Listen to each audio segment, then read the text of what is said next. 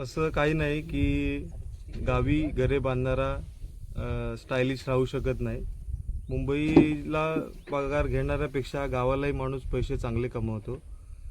आणि मी माझ्या कामाचा स्वतः मालक आहे आणि मी माझ्याबरोबर माझ्या गावच्या काही लोकांना रोजगार देतोय माझं कुटुंब सांभाळून, आणि ह्याचं मला खूप समाधान आहे.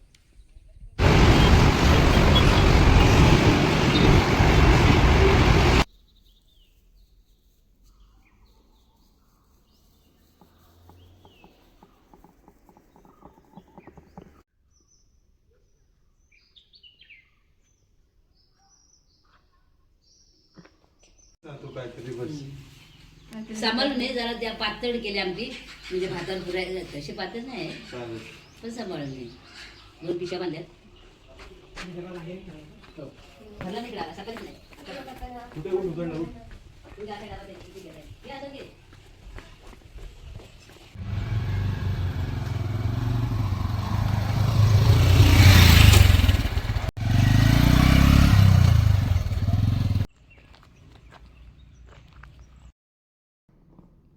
नमस्कार मित्रांनो, कसे आहात? आज आपण गावी आलेलो आहोत. आज आपण अशा एका मुलाला भेटणार आहोत. त्याला कोणी घर बांधणारं म्हणतं, कोणी त्याला जांबा दगड म्हणजे चिरे सप्लायर करणारं म्हणतं, तर कोणी त्याला कॉन्ट्रॅक्टर म्हणतं. पण मी त्याला एक तरुण उद्योजक म्हणेन. त्याने स्वतःच्या कष्टाने आणि मेहनतीने आणि अनुभवाने खूप सारे घरं बांधायला सुरुवात केली आणि आज तो प्रयत्न करत आहे यशाच्या मार्गाने. तर अशा उद्योजकाला आपण भेटणार आहोत. आज तो स्वतःचा मालक आहे, गावात लोकांना काम देतो आहे आणि सन्मानाने जगत आहे. हा दगड कुठं आलाय वर? त्या दगडाच्या वर परत तुझा अर्धा इंच माल जाणार आहे ना. अरे काम करताना असे कपडे असेच कपडे नाही खराब होतात ना.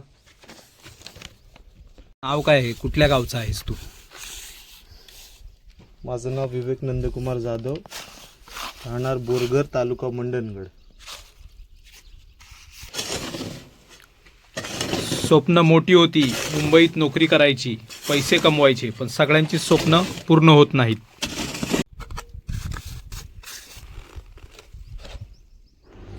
गावाला येण्याचा निर्णय तू कसा घेतलास? कसा म्हणजे मुंबईच्या कमी पगाराच्या नोकऱ्यांना कंटाळलो, दगदगीच्या जीवनाला, आणि मग गावी यायचा निर्णय घेतला.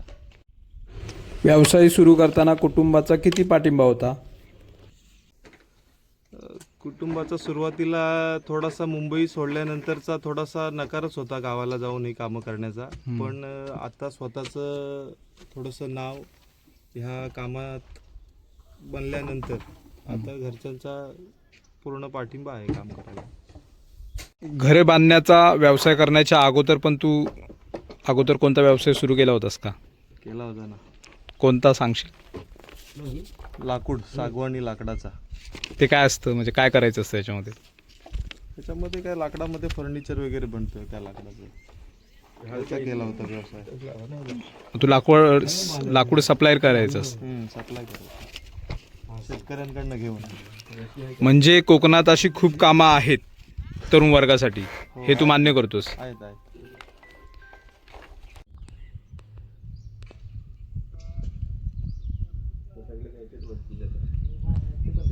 याला काय म्हटलं जातं?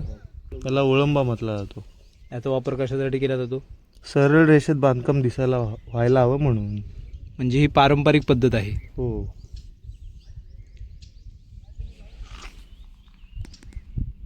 त्या व्यवसायाला सुरुवात कशी केली? प्रथम कोणत्या प्रकारची घरे बांधली? तांब्या दगडामध्येच सुरुवातीला हाताजवळ मिस्त्री घेऊन काम चालू केलं. नंतर थोडा अनुभव, थोड्याशा ओळखी वाढल्यानंतर कामं थोडी मिळत गेली. सुरुवातीला कोणत्या अडचणी आल्या? भांडवल कमी होतं, कामगार मिळणं कठीण होतं, लोकांचा विश्वास मिळवायला वेळ लागला, पण संयम ठेवला. पहिल्यांदा तुला माणसं जमवताना त्रास झाला का? सुरुवातीला खूप त्रास झाला, लोकांचा विश्वास आपल्यावर बसेपर्यंत. नंतर एकदा विश्वास लोकांचा आपल्यावर झाल्यानंतर काही त्रास नाही झाला, मग काम सुरळीत चालायला लागलं.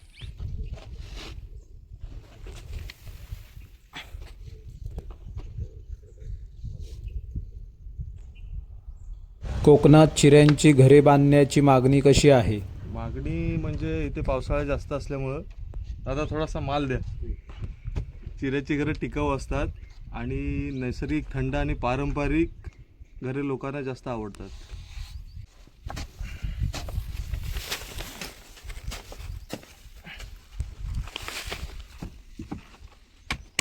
पावसाळ्यामध्ये कोकणात काम कमी असते, हे खरे आहे का? थोडं कमी असतं काम, पण किती महिने? सुरुवातीला जून जुलैला पाऊस थोडा जास्त असतो, थोडं काम कमी असतं, पण आतली कामं असतात, लादी प्लास्टर चालतात कामं.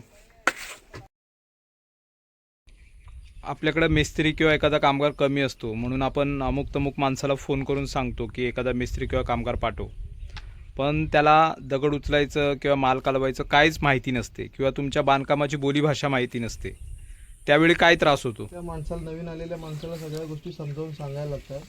थोडासा कामाला त्रास होतो, स्पीड कमी होतो कामाचा. हळूहळू तो रेग्युलर झाला की सगळ्या गोष्टी होतात सुरळीत बरोबर. कॉन्ट्रॅक्टर फसवतात आणि त्यामुळे सगळ्या कॉन्ट्रॅक्टरवर तो दबाव असतो. तर तू काय सांगशील की का माणसं फसतात अशा लोकांना? फसण्याची कारणं दोन आहेत. एकतर आपण काम करणारा मिस्त्री जर व्यवस्थित असेल किंवा त्यांनी ते काम व्यवस्थित ठरवलं असेल तर ते त्याला परवडतं आणि ते तो काम पूर्ण करतो. समजा नवीन असेल, अनुभव नसेल आणि काम जास्ती पैशाचं काम जर ते कमी पैशात घेतलं, ते परवडणार नसेल तर तो काम अर्धवट टाकून जातो. कधी कधी असं होतं, मिस्त्री चांगला मिळतो, मालक चांगला मिळत नाही. काम पूर्ण करून सुद्धा काही लोक असे आहेत की ते पैसे पूर्ण देत नाही, व्यवहार पूर्ण नाही करत. एखादा मिस्त्री किंवा कामगार हाडाचा कारागीर आहे, हे कसं ओळखायचं? त्याच्या काम करण्याच्या पद्धतीवरून आपण ओळखू शकतो की हा काय त्यांच्या पद्धती असतात? म्हणजे पद्धती आता काय, दगड लावणे, म्हणजे बांधकाम करण्याची पद्धत असेल, व्यवस्थित कसं काम करतोय, कुठल्या दर्जाचं काम करतोय, याच्यावरून आपण ओळखू शकतो. बांधण्यासाठी साधारण किती खर्च येतो? खर्च तुम्हाला जसं काम करायचं आहे त्या हिशोबाने खर्च येईल. समजा आतमध्ये तुम्हाला इंटेरियरला लादी प्लास्टर ह्या सगळ्या गोष्टी करायच्या असेल, त्याच्यावर खर्च ठरतो किती अंदाजे होईल. आणि साधारण तुम्हाला नुसतं चिऱ्याचं बांधकाम असेल, वरती शेड हवी असेल, तर एवढा मोठा फारसा खर्च येत नाही. साधारण एक 4-5 लाखाच्या आसपास घर होऊन जातं. कामासाठी कामगार किंवा तुला मदतीला माणसे सहज उपलब्ध होतात का आता कोकणामध्ये? हल्ली कोकणात सहज माणसं उपलब्ध होत नाहीत. हल्ली सगळी कोकणातली तरुण पिढी मुंबईत कामानिमित्त गेल्यामुळं गावाला सहजासहजी माणसं लवकर मिळत नाहीत. मला असे वाटते, तू घरे बांधणारा स्टायलिश कारागीर म्हणजे नवीन पिढीतील फॅशन करणारा मुलगा आहेस. त्यात चुकीचे काही नाही.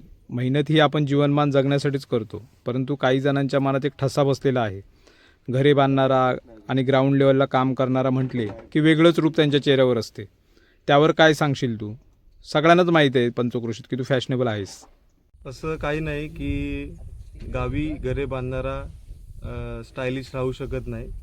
मुंबईला पगार घेणाऱ्यापेक्षा गावालाही माणूस पैसे चांगले कमवतो.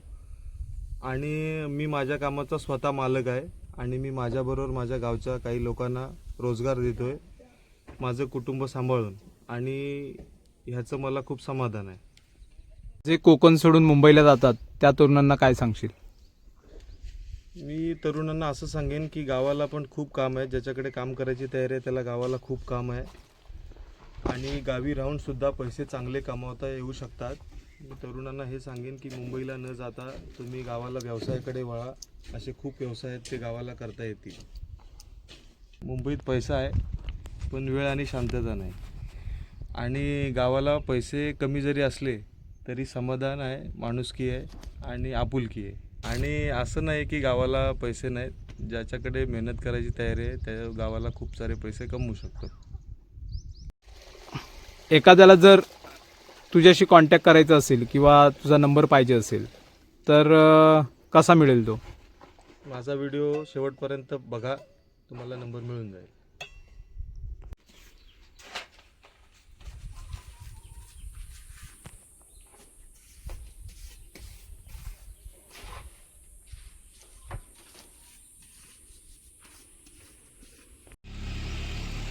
नोकरी यशाचा एकमेव मार्ग नाही. योग्य मेहनत आणि धाडस असेल तर गावातही भविष्य घडू शकतं.